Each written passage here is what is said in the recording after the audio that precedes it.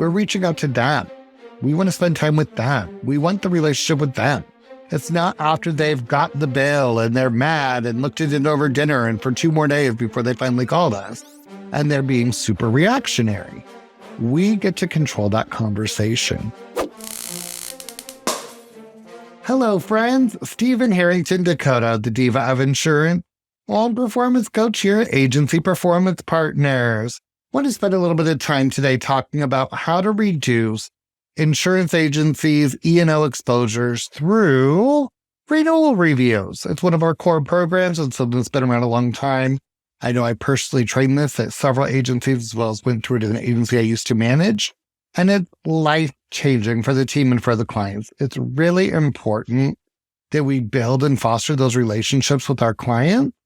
And one easy way to do that is through a renewal review. Not only does it help us uncover things that may be missing or incorrect information, it also helps us educate our client and build that better relationship.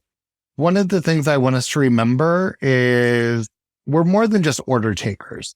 We are advisors as insurance agents and insurance staff. We have to understand the significance of maintaining an impeccable reputation and delivering an exceptional service to our valued client. But sometimes that gets away from us. We get so busy stuck in the transaction mode, we forget to take that step back and really be an advisor to our client. Some of the common problems we see is maybe an agency purchased a book of business and it wasn't audited, or we don't know that it's up to the agency's standards, or maybe we didn't have standards at the agency where we had a minimum limit we would write or certain things that we looked for with a client. Or it could just possibly be that we've been overwhelmed with the changing market and haven't taken the time to review our client accounts to make sure that they're accurate and up to date. It could be a system change. It could be a new management system. It could be we went from paper to a management system. There's a lot of reasons why our information could be incorrect or wrong in a file. But it's our responsibility as an agent to reach out to clients and ask them the questions. They are not the professional, and they don't know all the information that's necessarily needed to make a smart choice when it comes to their insurance. One way that we can really get to the bottom of this, and one way we can fix a lot of this, is to reach out proactively to our clients one time a year and offer a renewal review. Sometimes when we say renewal review, people get overwhelmed and panicky and they're like, well, I have thousands of policies. How could I ever do this? And we need to take that no drama llama moment and take a deep breath. And remember, we're going to attempt to reach out to each client one time per year, regardless of the number of policies. So we're not going to reach out at every single renewal to every single client and be like, it's time to review your account again. It's time to review your account again. It's time to review your account again. We're going to do one time per year, and we're going to review all the policies during that review. So let's talk first about what are some of the most common E&O exposures. One of them is misrepresentation or misleading information. We can get sued if we have inaccurate information, or we provide inaccurate information about a policy's coverage, the terms of the policy, or the benefit. Clients who suffer losses due to misrepresentation take legal action against their agent. That's just a fact of life. We also have to remember sometimes we talk to a client about an endorsement on a policy and the policy endorsement disappears at another renewal. Sure, they got a piece of paper buried somewhere in that stack, but is it better hearing it from you where you could talk to the client, see if that endorsement's still needed and find them other options? Or should we just hope and pray that they read everything and knew what it was, even though in our file we documented that we talked about a specific coverage that may have gone away? Another reason why we face E&O claims is failure to procure adequate coverage. It's somewhat our responsibility to make sure that the limits we're offering the client are going to be adequate to the best of our ability. When we think about the ethical reasons for insurance or ethical reasons around insurance, we have to remember it's not price, it's coverage and protection. So it's our job to let the client make some decisions as to what it is that they want or need, but we can educate them at the same time and help them make sure that they're making the best decision possible. When an agent fails to recommend or provide adequate coverage, it's another reason we could face a lawsuit for negligence. What about if there's errors in the policy handling? Administrative errors. An address is typed wrong, so the bill never gets to where it needs to go. Or a VIN number is typed wrong, and there's an accident and the claim was denied because the vehicle was wrong. We need to make sure we're really taking the time and that deep breath to focus and process to the best of our abilities. Even the most cautious person out there can make mistakes from time to time. So we want to make sure that we're reviewing even basic contact information, and we're making sure that it's updated with all policies for every carrier so that there's less negligence in policy handling. There's also a breach of fiduciary duty where we're considered to act in our client's best interest. Any breach of this duty, such as prioritizing our commission over their needs, can lead to legal action. It's not for us to decide what the client does or doesn't want or what they can and cannot afford. We cannot shop out of our own pocket. We have to present options to the client and let them make the decision. That also means that we shouldn't just go find them the cheapest thing available if it's not a good fit for them. We really have to look at all the benefits and features of a policy and have conversations with our client so that we know that it is the right protection for them. The last one is failure to disclose important information. If an agent fails to disclose critical information related to the policy or policy exclusions or risks involved with the policy, and the client suffers a loss, it's another reason why we might face repercussion. All the time, social media, Google reviews, all across the land, insured complain consistently about this wasn't covered or that wasn't covered or this happened to me and there was no coverage, or I told my agent this and they didn't do it. Well, sometimes it's true and sometimes it's their own reality. But we need to do whatever we can to make sure that we are consistently giving the client the attention they need and giving an opportunity for us to review the coverages and making sure they're still adequate for people's changing lifestyles. So we want to make sure that we aren't stuck with costly litigation or a damaged reputation. Claims are one of the leading losses of clients and new business opportunities. If the word gets out there that your agency is unscrupulous or is maybe not acting in the most ethical manner, let's say, word spreads fast and your reputation can be damaged or ruined and you can lose client and or potential new business. It's going to make it harder for you to stay in business. What about increased premiums for the agency and rising E&O costs, right? The more claims we have, the higher the premium. Even when we don't have claims, the premium still goes up because reinsurance goes up. Everything gets adjusted accordingly. And it's a huge waste of time. Well, I shouldn't say waste of time. It's a huge time suck on our team whenever we're involved in an E&O claim. It could take days or weeks of time from people in the agency to collaborate, find the information, pull the information, document what happened, get the information sent over, go to court, and be involved in the litigation process. It's a huge detriment to the morale of the team and a huge time suck on the agency. We want as least of that as possible. We should be spending our time proactively reviewing clients' information versus spending our time defending ourselves in the event of a claim. A few things we can do is identify coverage gaps or inconsistencies through proactive renewal reviews. That's going to help us provide the comprehensive protection our clients need and deserve. By identifying the gaps or discrepancies prior to a claim, we can reduce our, exposure. I love a team that's like, oh my goodness, we found out that the outbuilding wasn't covered, or we had actual cash value instead of replacement cost on this commercial building. Those are huge things that were a simple tick of a box, right? That could have caused a problem. But if we're reviewing consistently and we have a checklist or a script that we're working from, it makes it a lot easier to identify some of these things. What about ensuring that information is accurate and up to date? Should we have emergency contact information on file for our insureds? I say absolutely. What if the policy is canceled and we got one chance to reinstate? Should we call the emergency contact? What if they're involved in an incident and they got sent to the hospital and somebody calls us because they found the ID card? I would hate to not have emergency contact information for the client in file of somebody else I could reach out to let them know what was happening. I think it's important that we have backup information. And we want to build strong relationships with our carriers. We want to make sure that we are being open and honest with our carriers as well.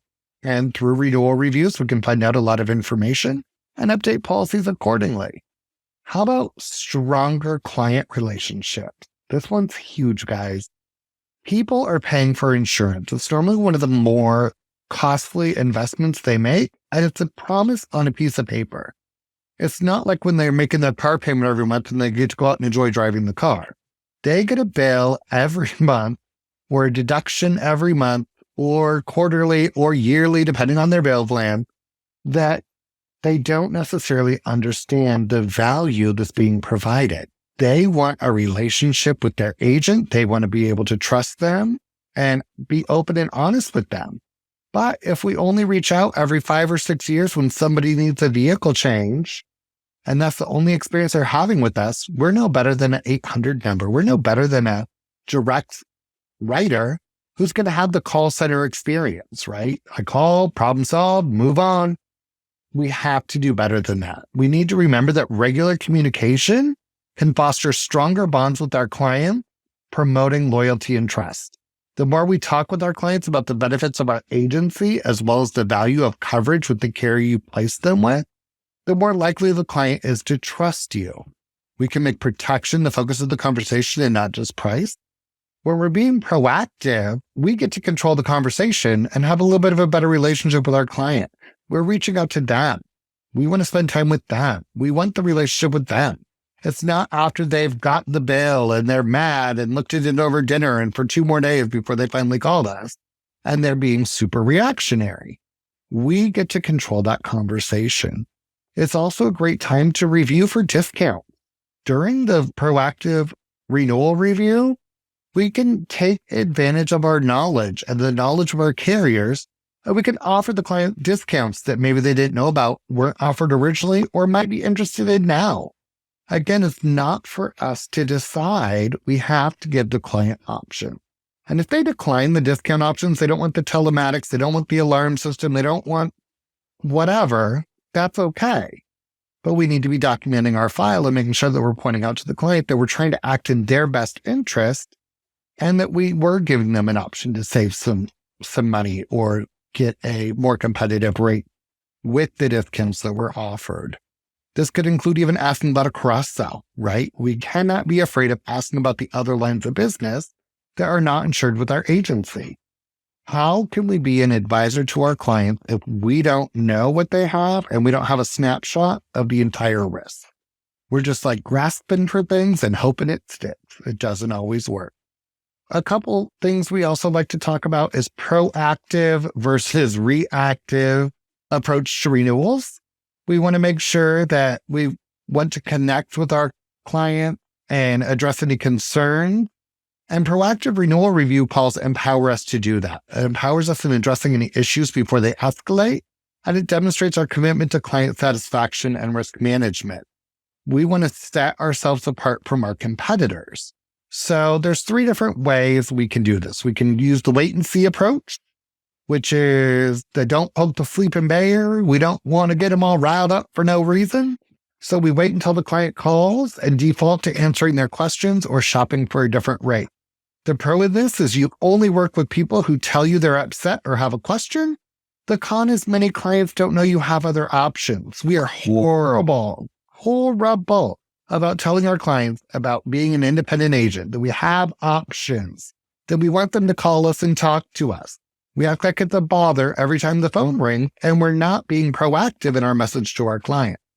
It's generally not a positive conversation.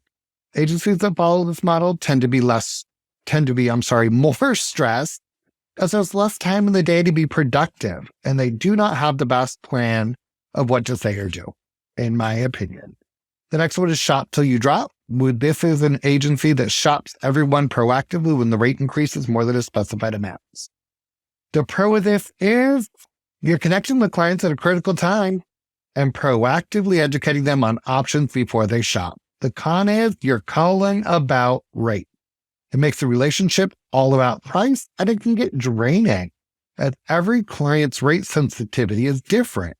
This method is reaching out to a specified increase, and it's a midway solution. It shows that you care for clients whose rates have been affected, and it's far better than getting the spicy phone call from an insured about the rate. But it still ignores the clients who did not have a major increase this year. What about being proactive? This is the way we win. This is the key to success.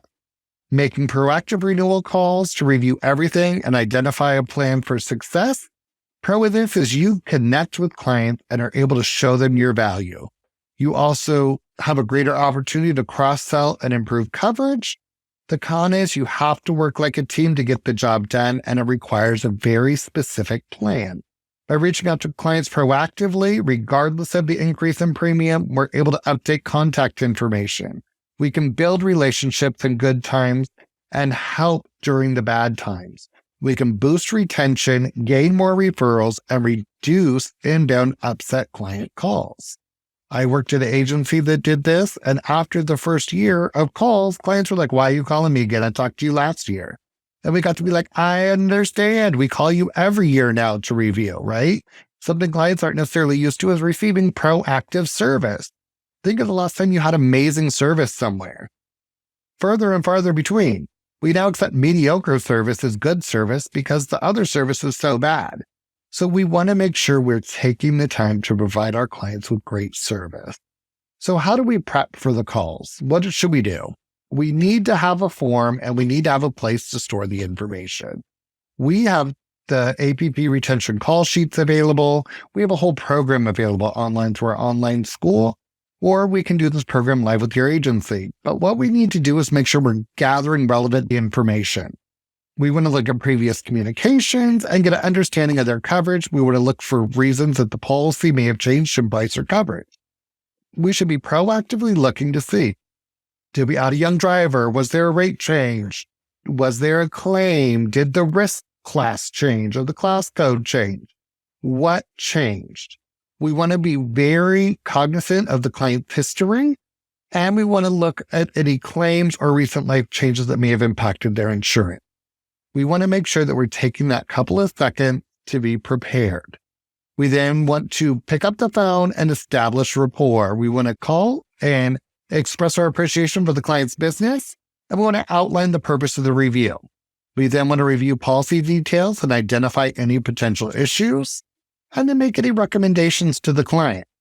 We should then be addressing client questions and concerns, encouraging the client to ask questions and address their concerns with clarity and empathy, and then confirm any next steps. If we need to follow up or set an appointment, we need to confirm their expectations along with the timeline. Clarity is kind and it should be appreciated. And then we need to show gratitude. Thank them again for spending time with you and let them know that you know they have choices and you're happy that they chose you as their agent. We have to make sure we update our management system or any policy files and process any changes or run any quotes that still need to be run. We want to note any changes or recommendations, even if the client declined them or accepted them, for future reference. Keeping track of these changes made during the call can help us in future issues that may arise if the client does not have proper limit. If we've had the conversation, we've documented it well, we should be golden there. What should we do? How do we set up time for the calls? There's a lot of different ways to do this. We can also use third-party technology or other technology to make it a little easier to optimize. I fully believe in a great email campaign or text campaign like, "Hey, it's time for your review. Click here to schedule it or give us a call." And then we pick up a phone and we call the client as well if we haven't heard that way. Or the opposite. We pick up the phone and we call the client. If we don't get it, we leave a voicemail and then we send a follow-up email. I think we have to try to reach out a few different ways to the client to let them know, first of all, that it's really us. And second of all, that we want to review their policies with them. We want to collaborate with other team members if we're not understanding something or we need additional assistance. We need to reach out to people on our team that maybe have more experience. Don't be afraid of not knowing the answer. We just need to know what the question is so we can find the answer. So again, in this marketplace, guys, it's huge to build relationships with our clients. We want them to know that we're their ally, not their enemy. We are the agent. We're not the carrier partner. We're not the ones setting the rate. We are here to listen to them and help guide them and help them make smart decisions that protect their livelihood. And we can do this. We can help reduce agency E&O exposures all through the renewal review process. So I look forward to talking to you again. If you have questions or are interested in one of our programs, feel free to reach out, agencyperformancepartners.com. Otherwise, we'll talk to you again shortly. Thank you.